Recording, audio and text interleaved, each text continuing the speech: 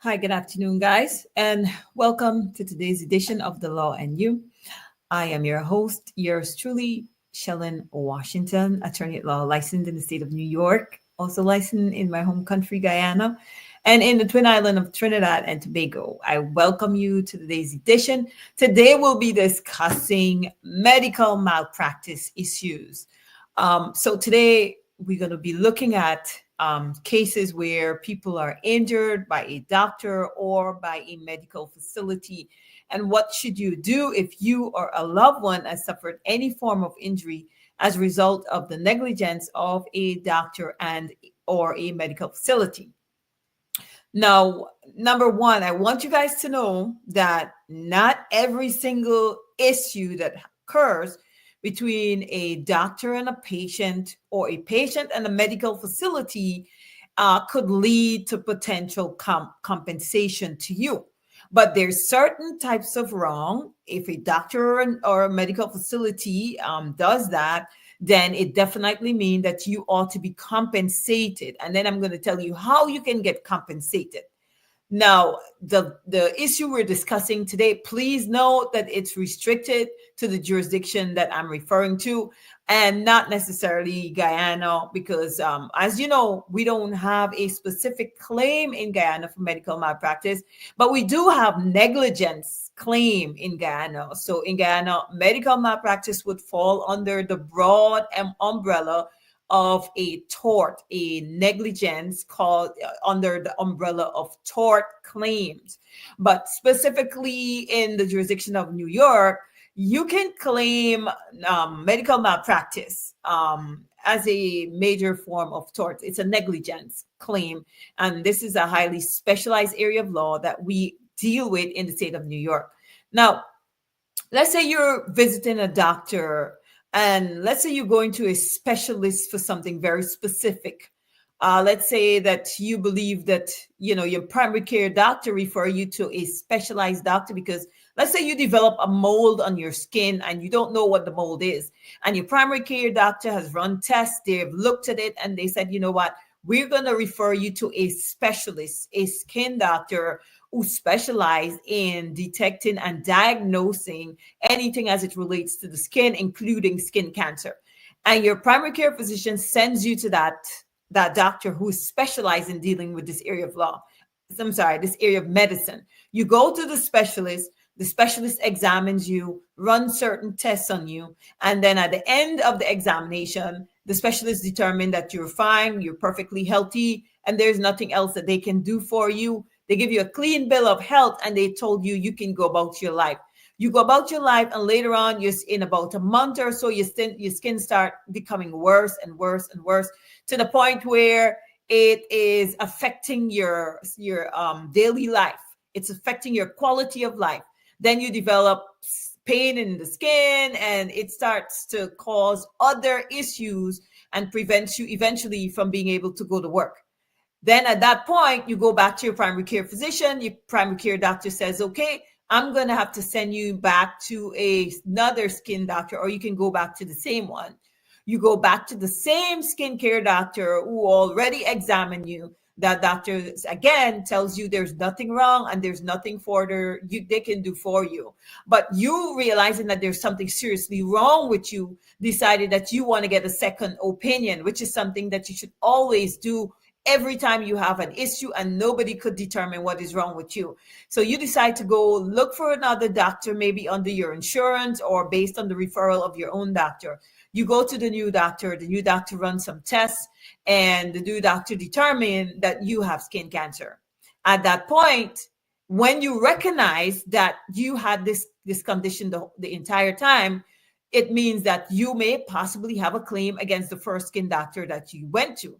Now, the current skin doctor did all the examination and they determined that you had already started developing this condition even before you went to the specialized skin doctor, the dermatologist, whoever that doctor was, the first time. And they've determined that because that doctor failed to recognize and diagnose you in time, your issue has gotten worse. And instead of it being like a stage 1 that it was at the time when you saw that doctor, it's now at the stage 4. And it is possible that you may not live. At that point, you may have a claim against that dermatologist.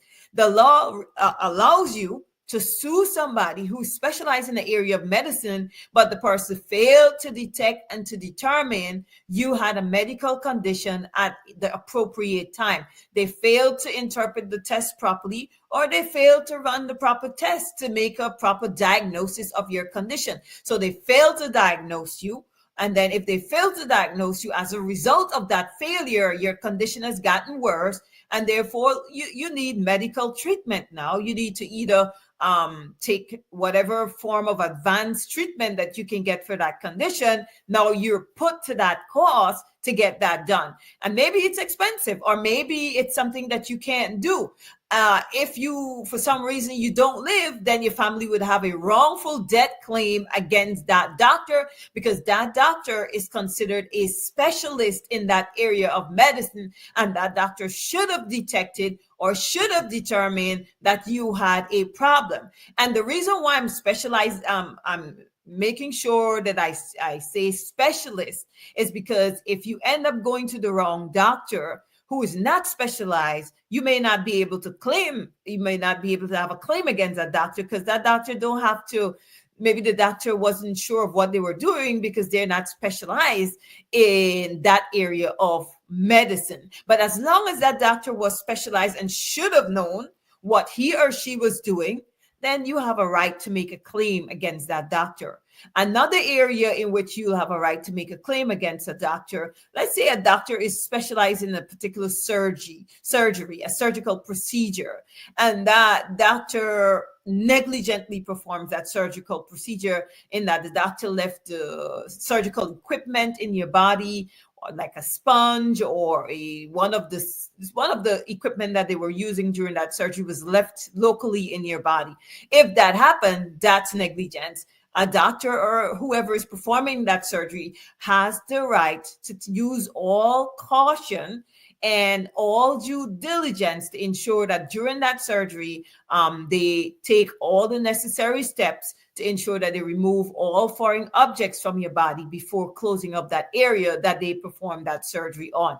The other thing is, if let's say you have an injury to your left hand and the doctor does the surgery on the right instead of the left, again, that's negligence. That's battery, as a matter of fact, because you never consented to the doctor performing the surgery on the wrong hand. You had an injury to the left hand, and that's where the doctor or whoever is performing the surgery is required to perform that surgery, not on the hand that is perfectly normal and healthy. Otherwise, that would be negligence. It would be battery, and you would have a right to file a claim. And sometimes in some cases it might be failure to obtain the client's or the patient's informed consent if they're performing a surgery on the wrong side of the body other than the side you consented to having that surgery performed on. So these are all instances where you can file a claim against the doctor or the medical facility that performed that surgery on your body. The other thing you need to know about these medical malpractice cases is that they're very, very time sensitive. Medical malpractice case, if you know that you were injured as a result of a doctor or a medical facility, it's best if you take steps immediately to consult an attorney and make sure you get the lawsuit filed within the right statutory time. Not only that, not, like I said in the beginning of this conversation, not every single injury warrants, you getting compensated. If it's a case where you suffered some sort of injury that was correctable, and then you go back to the doctor and the doctor took steps immediately to correct the issue, and you didn't miss any time at work, you didn't have to waste any time, you didn't suffer much injury as a result of the person's failure to do something, then in that case, you probably wouldn't get compensated, because your compensation is actually based on the extent of your injury and the extent of your pain and suffering. So the longer you suffer in pain, and the longer you're not able to go back to work or to do the things that you normally do on a daily basis, the greater it is that you will be compensated. But like I said, if your injury or whatever your damages that you're supposed to get is just a short period of time, it didn't last very long, you didn't have much pain and suffering as a result of the negligence of that doctor or facility, then you reduce the possibility of what you're going to get out of that claim. So guys, make sure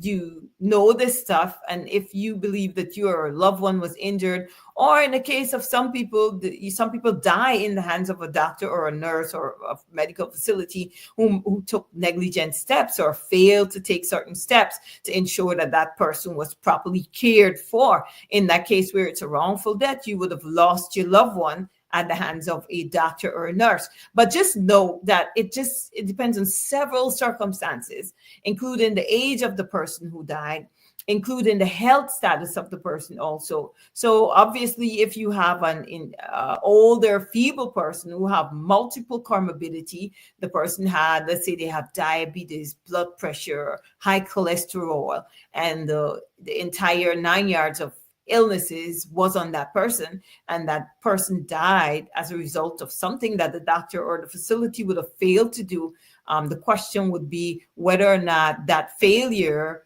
of the facility would have anyway resulted in the death of the person, or whether the person would have died anyway because by virtue of their age and the other medical conditions that the person had. But if the person was otherwise healthy, they were controlling the blood pressure, they didn't have anything else wrong with them really, but it was just the negligence of the hospital or the medical facility that caused the injuries, then they're entitled to compensation. Case on point, a lady was staying in a hospital, a client was staying in a hospital, and this lady had a history of falling. She was disoriented. She was, of course, elderly, but she didn't have much going on with her health-wise, other than her blood pressure, which was well controlled. She was otherwise fine. The hospital left the woman sitting in a wheelchair with no restraint, and the patient got up or attempted to get up out of the chair. She was not attended to. She was not well attended to. No one paid attention to her. They knew that she was not mobile. The doctor made certain comments to the deceased, telling the deceased that she needs to try harder to walk, because she went into the hospital walking. She was fine. She was healthy. But as a result of some negligence that the hospital did, the client developed some sort of perforation to the intestine, and the perforation resulted in a rupture in the intestine because of the negligence of the hospital. Then they rushed to do emergency surgery. After the emergency surgery was done, the client, which was at the time she was a little bit 71 or 72, she wasn't that advanced in age, she lost her equilibrium, so she couldn't balance herself no more, so she couldn't be mobile after that surgery.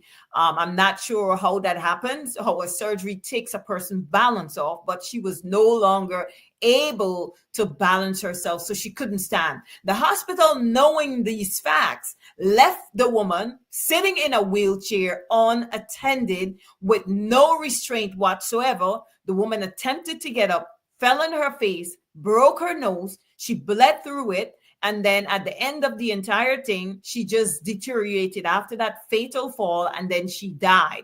In a case like that, if you have a loved one who something of that sort happened to, you're definitely, or the estate, because in this case, the woman definitely died. In that case, her estate is entitled to compensation. And I'm going to tell you this, if you have a loved one who died and you believe you have a wrongful death claim against a medical facility or a doctor, just note you want to be within the statutory period, the statute of limitations. And number one, you need to apply for letters of administration, because if that person dies intestate or testate, let's say they die leaving a will, whoever is going to be the executor need to rush to file with the probate court to obtain letters of testamentary, or in a case where the person left no will, it's going to be letters of administration. You have to rush in time to get that done, because if you fail to do that, nobody will have authorization to bring that claim on behalf of the estate. Remember, it's the estate's claim. Whoever is entitled to that estate is going to be entitled to that claim. But because the estate must be the one bringing the claim, it means they must be appointed an executor or an administrator to file that claim quickly. You cannot sit and wait, because, as long as you get that authorization, that letters of testamentary or letters of administration, then you could rush to file a claim for wrongful death on behalf of that estate and get that sorted out. It's really important that you take those steps. First, get authorization. Secondly, after you obtain that authorization, you move to file a claim against the medical facility or the doctor who is responsible for the death of your loved one. And just keep in mind, I want you to bear in mind that in a case where you're filing a wrongful death claim, now, you've got to be familiar with all of the facts and the circumstances surrounding the death of your loved one, because you're going to be whoever it is, the family, the relatives who took care of that person, who visited them at the hospital. They're the one who's going to testify, in addition to the doctors who are going to be the expert witnesses on behalf of that estate. The star test or the star witness in a case like this is obviously going to be considered the expert witness. So your expert witness is likely to be the expert doctor who's going to testify on behalf of the plaintiff, who is the estate of the deceased person. Okay, so bear that in mind. Medical malpractice is one of the most expensive areas of law, because number one, you must, from the jump, from the go, you got to establish that the hospital was negligent. And how do you establish that? That is established through what is called an expert witness. That's another doctor with the same specialty must swear to an affidavit saying that they reviewed the file and they know that the doctor failed to comply with the requisite standard of care. Now, guys, I want to remind you that today's edition of The Law and You is brought to you by the Washington Law Firm, which I'm the owner and founder of, and my firm is located at 455 Utica Avenue in Brooklyn, New York. Bear in mind, guys, we're specialized in medical malpractice. We specialize in other areas of tort, landlord and tenant, and divorces. Divorces are also one of our second biggest area that we practice, in addition, apart from tort and medical malpractice, guys. So if you need any of those types of representation, don't forget the numbers on the screen, 718-877-3100. I encourage you to share the live, press the like button, and support us in whatever way. We appreciate you. I appreciate all of those of you who've been from time to time watching the show, clicking the like button and sharing, pressing the share button. Guys, if you don't share, the right audience will not be able to get the message. So I appreciate all those of you who continuously share and support Washington Law Firm. We are one of a very small amount of Caribbean-owned firms in the state of New York, in Brooklyn. So I encourage you to continue to support and press the like button. Thank you so much, guys. Today's edition was only meant to be a short edition today. Usually it's a half an hour show, but today, because I'm speaking about medical malpractice, guys, I'm not going to go to the full 30 minutes today. There's just a few areas in medical malpractice, or a few issues that I wanted to highlight to the public, so you will know that if you suffered at the hands of a doctor or a medical facility, you need to take steps now to either sue that doctor, sue that hospital while you're within the statutory period. And just note, as I told you before, not every wrong is a compensatable wrong. So there's times when we've reviewed files from patients. Just note that we always have to refer the files to a doctor. A doctor has to look at the file and tell us whether or not there's negligence. In the case of a bed sore or anything involving like a fall in a nursing home, those are usually nurses. So we'll have to get a nurse who is specialized in nursing home care and bedside care to review the file. And the reason why this type of case is so expensive, because we have to pay those experts up front. So just note that not every single case is going to qualify for us to take it and to move it forward, because if it doesn't have sufficient substance, if it lacks enough evidence to show that there's a certain type of damage or a certain type of injury to the client, then we wouldn't be able to move forward. There's some cases that are so obvious that you deserve or demand compensation. And then there are others, like they're borderline. Like the borderline cases is like, for instance, there's one instance where a patient was claiming he was injured from a keloid surgery. But on reviewing the records, on reviewing the file, what happened is the patient, he said he went in and he came out the same. There was no type of injury, no visible injury, no pain. He wasn't suffering from any type of pain that was causing him to lose work or to suffer much or any form of damages. And just note that every single claim is quantifiable in damages. So if there's no damages, there can be no claim. There always must be some form of damage in order for you to establish your claim against anyone, guys. Okay, so just bear that in mind. Anytime you want to move forward with a medical malpractice claim, just know that it has to be quantifiable in damages. Whatever damages you think, pain and suffering or loss of wages, in the case of a spouse, loss of consortium, all of these are ways that your damages are quantifiable. So keep that in mind. No damages, no claim. Okay. So if you suffered for a day and you weren't in no type of pain, let's say the surgery failed and the next week the doctors rescheduled the surgery and it's successful the next week, but you really didn't suffer anything. You were already on leave for that surgery. So you didn't lose any income. You didn't lose anything. So there's not much that you gain out of that. Okay. And then there's the other types, the flip side of that, where people suffer tremendous pain and suffering, and they will never be able to do the things that they did before the injury. In that case, that person is probably going to qualify for a large lump sum amount of damages, because they're likely to need medical care for the rest of their life, and they likely will not be able to work for the rest of their life. So that's why the lost wages claim is always important in medical malpractice cases. Medical claims for future medical, that's also something that is always considered in these medical malpractice cases. There's different types of damages, all quantifiable based on the injury you suffer, the length of the injury, the nature of the injury. All these factors are very, very important in determining and quantifying your damages. Okay, guys. Again, guys, I want to say thank you so much for joining me today on today's edition of The Law and You. Just remember, I'll be here again next Saturday at 4 p.m. so we can continue to discussing legal issues that are affecting you, the public. Okay, so join me every Saturday, and don't forget to press the like button and share the live as much as you can.